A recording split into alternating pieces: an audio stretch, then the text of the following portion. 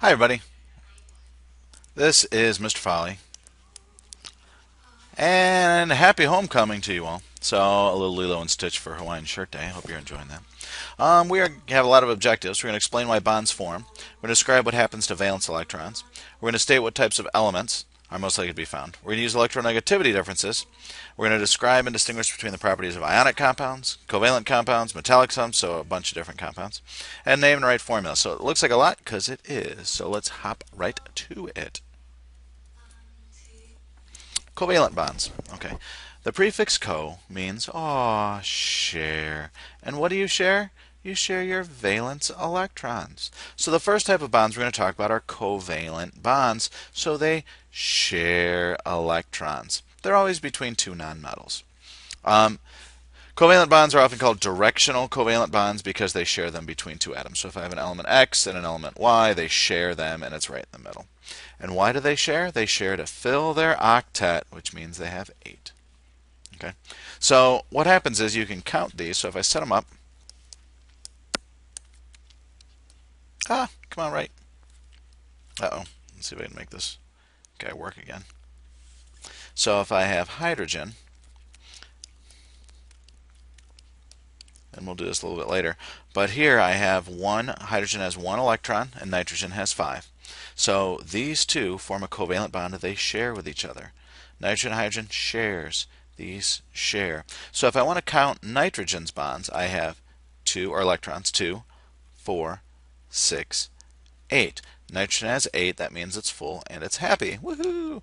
Now remember, hydrogen is a weird duck because he's on the top of the periodic table. So to be full, hydrogen only needs 2. So look, 2, 4, 6. So if I show that and hydrogen has 2, hydrogen's happy. Not because it has 8, but because it is full.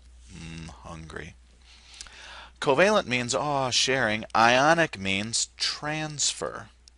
So the opposite of sharing is transferring money. So if there's no difference in electronegativity, so ionic transfers 1, covalent shares electrons. It's a continuum. So if there's no difference in electronegativity, this is perfect sharing. Share.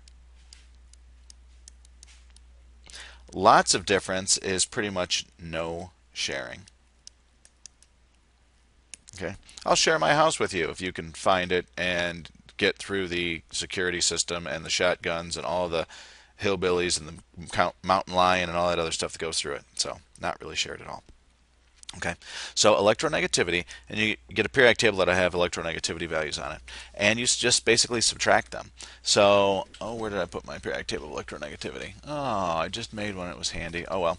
So if oxygen is 3.0 and hydrogen is 2.1, then I would subtract those two, and I would get 0.9. Right?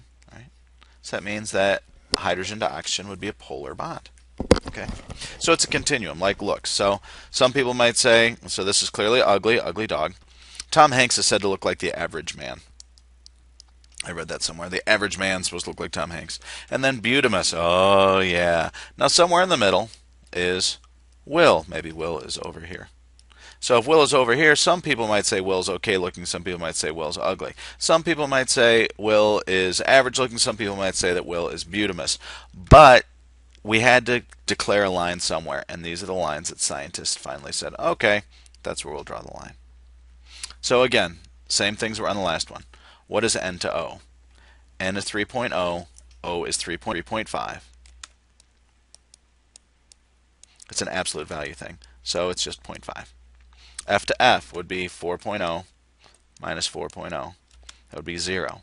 So if it's 0.5, remember that would be polar. Oh no, you're not letting me write. Here's my magic trick again. So 0.5 is polar. 0 is nonpolar. What about PB to F? PB is 1.8. F is 4.0. So the difference is 2.2. So above 2.0 is ionic. And what is C to H? Now H isn't on here, but it should be. H is, I can't believe I forgot it. There it is, 2.1. So carbon is 2.5 minus 2.1, and that's 0.4, and that's covalent. And it's very important. It is worth memorizing. That's not covalent. What am I doing? It is covalent, but it's nonpolar. No, you're not going to let me write again. My computer's so moody. So that is nonpolar covalent. And now you have frozen on me. Welcome to... Oh, good, that'll work. Bum, bum, bum. I want to go to the next slide. Spacebar. Will that work? It will not work. So I will say toodles, and I will see you in part 2. Yay, part 2. Toodles.